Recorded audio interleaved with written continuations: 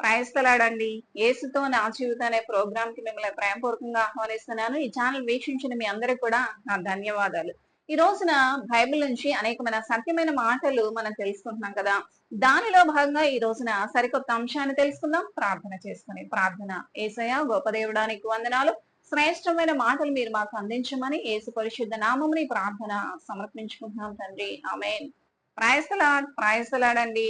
మరి ఈ ఛానల్ వీక్షించిన మీరు సబ్స్క్రైబ్ చేసుకోండి, అనేక మందికి షేర్ చేయండి. దేవుని యొక్క ఆశీర్వాదాలు దీవెనలు పొందుకోండి. దేవుని పరిచర్యలో పాలుభాగస్తులుగా. దేవునికి స్తోత్రం. హల్లెలూయా. ఈ రోజున మనం అనేకమైన అంశాలు మనకి అసాధ్యం అని అనుకుంటామండి.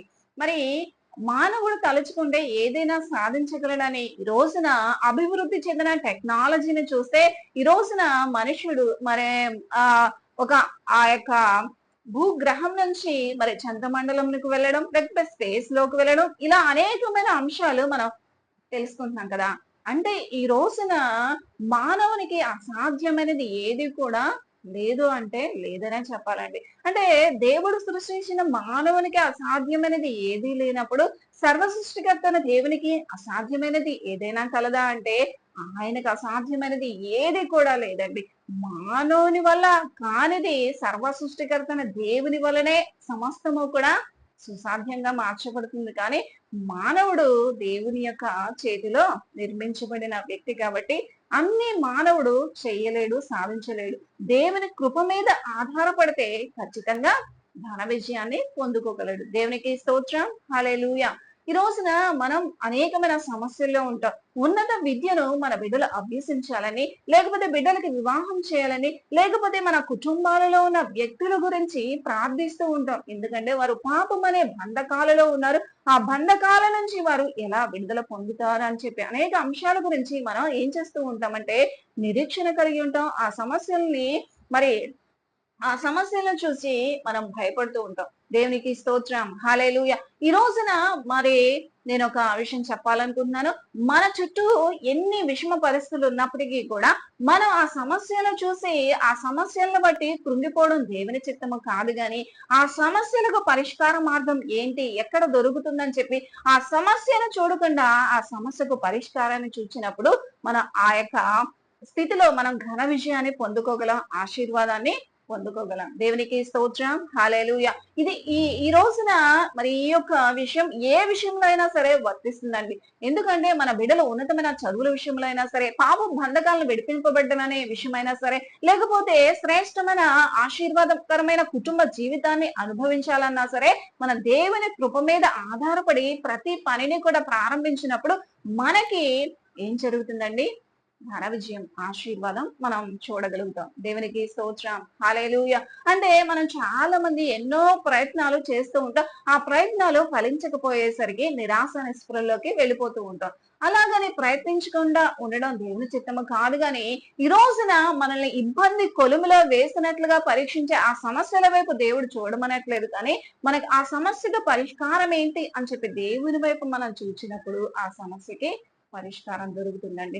మరి మహారాష్ట్రలోని ఒక మారుమూల ప్రాంతంలో దశరథ్ మాంఝీ అనే ఈ వ్యక్తి గురించి మీరు ఆల్రెడీ వినే ఉంటారు.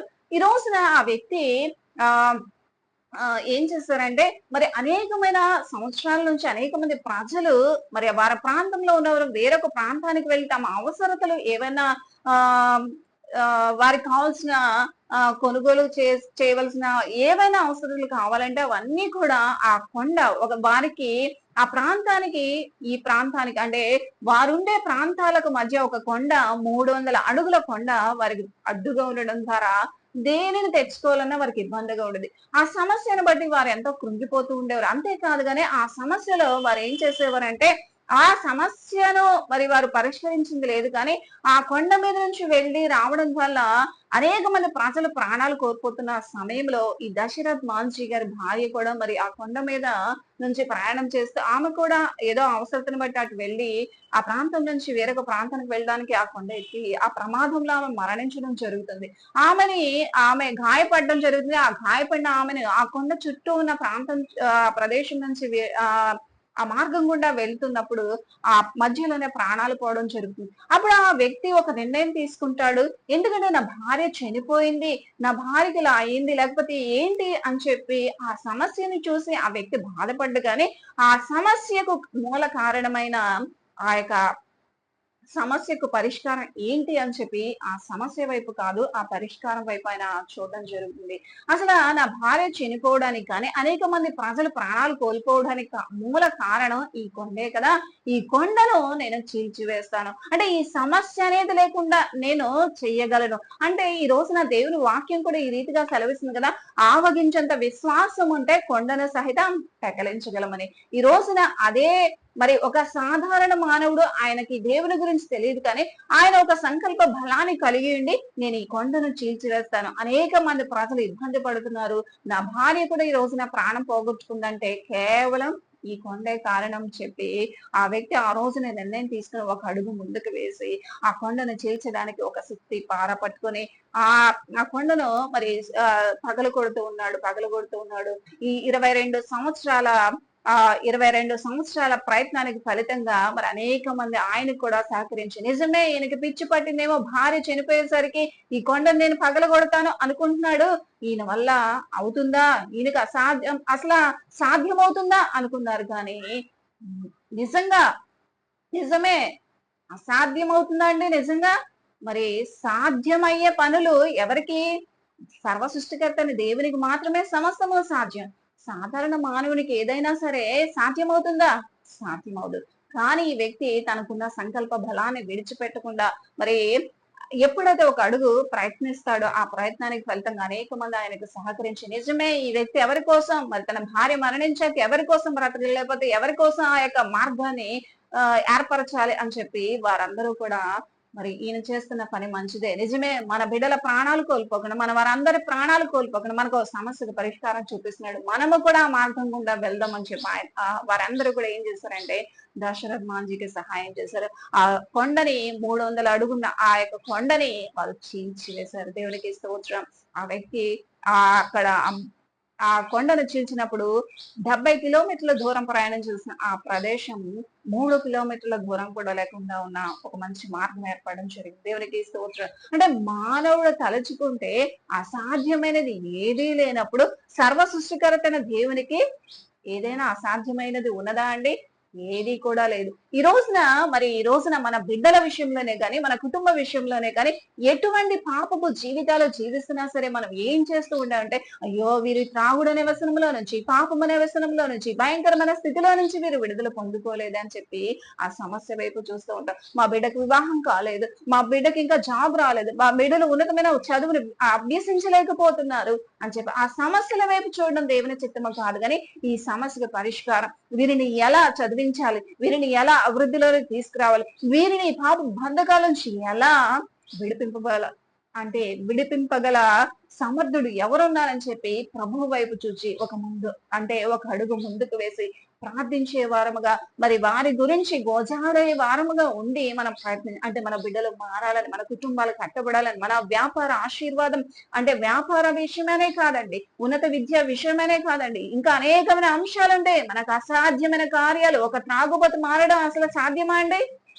సాధ్యం కాదు. అయినా సరే ప్రభువుకి సమస్తము సాధ్యమే. ఆ సమస్తము సాధ్యమైన దేవుని వైపు మన జీవితాలను అప్పగించుకుంటే ఖచ్చితంగా మన జీవితాల్లో ఘన విజయాన్ని చూడము.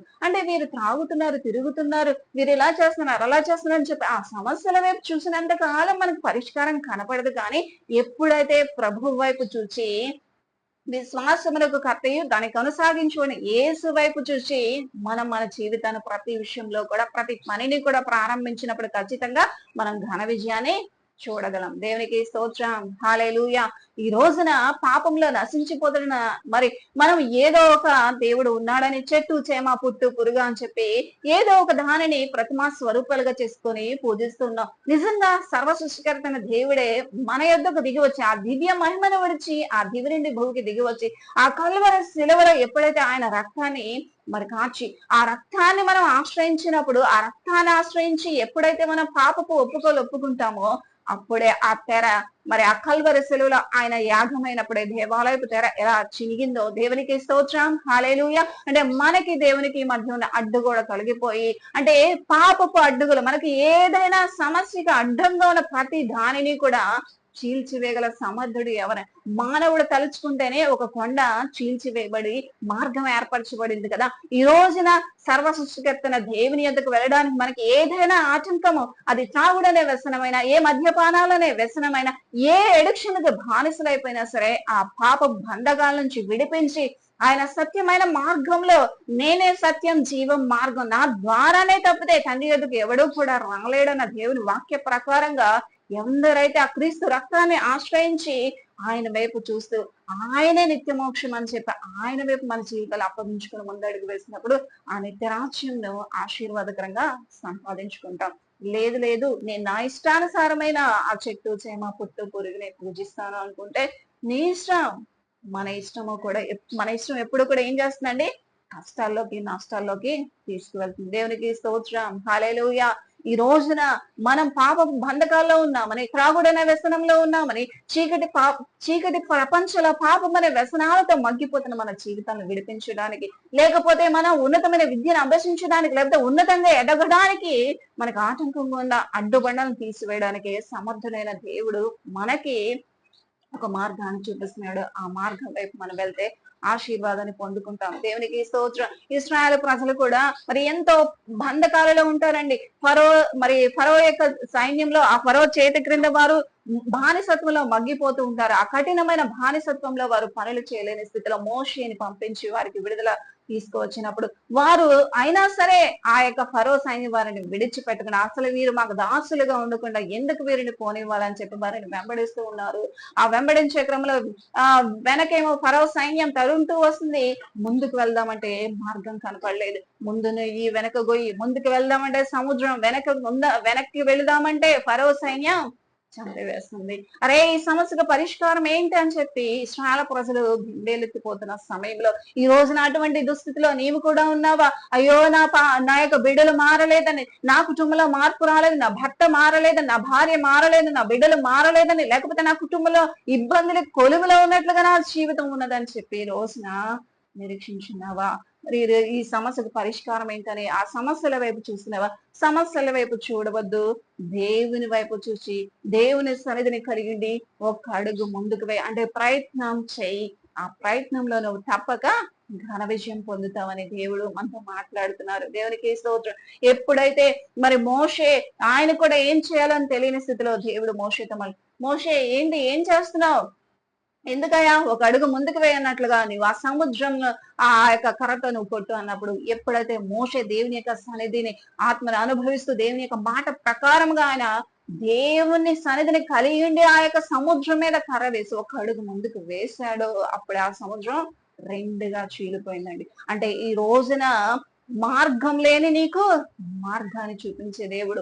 నీ యొక్క బిడ్డల వివాహ విషయంలో ముందుకు వెళ్ళడానికి నీ మార్గం కనపడట్లేదా? నీ బిడ్డలను చదివించడానికి మార్గం కనపడట్లేదా? లేకపోతే నీవు ఉన్నతంగా ఎదగడానికి నీకు మార్గం కనపడట్లేదా? లేకపోతే పాప బంధకాల నుంచి విడిపింపబడ్డానికి నాకు మార్గం కనపడట్లేదు, ఇంకా నేను పాపానికి దాసోహం అయిపోతున్నానని చెప్పి ఈ రోజున నీవు ఆ సమస్యల్లో కృంగిపోతున్నావా? ఓ ప్రియ జనాంగమా, దేవుడు నిన్ను విడిపించడానికి శ్రేష్టమైన మాటలు నీకు అందిస్తున్నాడు. దేవునికి స్తోత్రం. హల్లెలూయా. అంటే ఈ రోజున బైబిల్ నుంచి అనేకమైన సత్యమైన మాటలు నువ్వు తెలుసుకుంటున్నావు కదా. అంటే వాక్యానుసార జీవితం నేను కలిగి ఉండాలనుకుంటున్నా నేను మనమందరము కూడా ఏం చేయాలి? మనం ప్రతి విషయంలో కూడా దేవుని సన్నిధిని అనుభవిస్తూ ఒక అడుగు ముందుకు వేసినప్పుడు తప్పక ఘన విషయాన్ని పొందుకుంటాం. మరి సముద్రం చీల్చివేయబడడం ఎవరికైనా సాధ్యమా అండి? మానవులకి కూడా అసాధ్యం. కానీ సర్వ సృష్టికర్త అయిన దేవునికి సమస్తము సాధ్యమే. ఒక మనిషి తలుచుకుంటే కొండలో మార్గం ఏర్పరచబడినప్పుడు సముద్రంలో మార్గం ఏర్పరచగల సమర్థుడు ఎవరండి? సర్వ సృష్టికర్త అయిన దేవుడు తప్పితే ఎవరికి కూడా అసాధ్యమే. ఆయన తలుచుకుంటే సమస్తము సాధ్యమే. ఒకవేళ సర్వ సృష్టికర్త దేవుని తలుచుకుంటే అసాధ్యాన్ని సహితము సుసాధ్యం చేయగల సమర్థుడు. కాబట్టి ఎప్పుడైతే ఆయన కలిగిండి ఒక్క అడుగు ముందుకు వేసి మోషే సముద్రాన్ని కొట్టాడు, ఆ సముద్రం రెండుగా చీలిపోయింది. ఆ చీలిపోయిన ఆ మార్గం గుండా ఇశ్రాయేలు ప్రజలు దాటి వెళ్లిపోయి వారు తప్పించుకున్నారు. వారు కూడా ఆ మార్గం గుండా వెళ్లి వారిని మరణింప చేయాలి, లేకపోతే వారి మీద యుద్ధం చేయాలనుకున్నారు. కానీ ఆ సముద్రం వారిని ముంచి వేసింది. దేవునికి స్తోత్రం. నీకు విరోధంగా రూపొందిన ఏ విధ ఆయుధము వర్ధిల్లదు అన్న రీతిగా నిజమే, దేవుని యొక్క సంకల్పంలో, దేవుని యొక్క ఉన్నతమైన ప్రణాళికలో నీవు నేను ఉండి పనిని ప్రారంభిస్తే అది ఏ విషయంలో అయినా సరే దేవుని యొక్క సన్నిధిని కలిగిండి దేవుని మీద ఆనుకొని దేవుని సన్నిధిని అనుభవిస్తూ మనం కార్యాన్ని చేయాలని ఎప్పుడైతే తలస్తామో, అంటే దేవుని కలిగిండి ముందడుగు వేస్తామో ప్రతి పనిలో కూడా మనకి విజయం వస్తుంది. కాబట్టి ఈ రోజున ఏదైనా పని ప్రారంభించాలనుకుంటున్నారా, ఏదైనా గృహం కట్టాలనుకుంటున్నారా, లేకపోతే ఒక ఉన్నతమైన విద్యను అభ్యసించాలనుకుంటున్నారా, ఒక వివాహం చేయాలనుకుంటున్నారా, లేకపోతే ఏదైనా మీరు పని ప్రారంభించాలనుకుంటే ఖచ్చితంగా దేవునితో మొదట అడుగు వేయండి. ఖచ్చితంగా ఆ పనిలో ఘన విజయాన్ని పొందుకోండి. ఈ శ్రేష్టమైన మాటలు అంటే ఇది మా వల్ల కాదేమో అని చెప్పి ఆ సమస్యను చూసి బెంబేలెత్తకండి.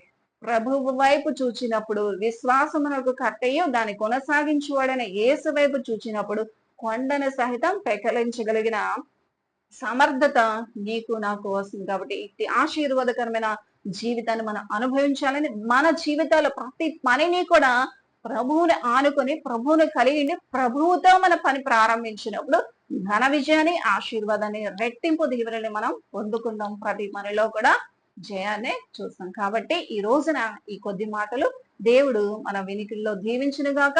ఈ బైబిల్ నుంచి శ్రేష్టమైన మాటలు మనకు అందించబడుతున్నాయి. ఇవన్నీ కూడా చక్కగా ఆశీర్వాదకరంగా మీ జీవితాల్లో అనుసరించండి. దేవుని కలిగిండి పనులు ప్రారంభించండి. ఎందుకంటే దేవునికి సమస్తము సాధ్యమే. సాధారణ మానవుడు తలుచుకుంటే కొన్ని కార్యాలు చేయగలిగినప్పుడు అసలు మనం కూడా చేయలేని కార్యాలను చేయగల సమర్థుడైన దేవుని కలిగిన మనం పనులు ప్రారంభిస్తే ఖచ్చితంగా అవన్నీ కూడా అసాధ్యమవుతాయి. కాబట్టి దేవుడు ఈ కొద్ది మాటలు దీవించిన గాక. ప్రార్థన. యేసయ్యా గొప్ప దేవుడా, నీకు వందనాలు. శ్రేష్టమైన మాటలు మీరు మాకు అందించారు ప్రభా. మా బిడ్డలు ప్రయత్నిస్తున్న ప్రతి ప్రయత్నంలో, నేను ప్రతి విషయంలో ప్రారంభిస్తున్న ప్రతి పనుల్లో కూడా ఘన విజయాన్ని, మీ యొక్క సన్నిధిని అనుభవించడం ద్వారా, మీతో కలిసి పని ప్రారంభించడం ద్వారా విజయాన్ని పొందుకునే ధన్యత, దీవెన, ఆశీర్వాదం మా బిడ్డలకు అందించమని యేసు పరిశుద్ధ నామముని ప్రార్థన సమర్పించుకుంటున్నాం తండ్రి. ఆమేన్. Praise the lord.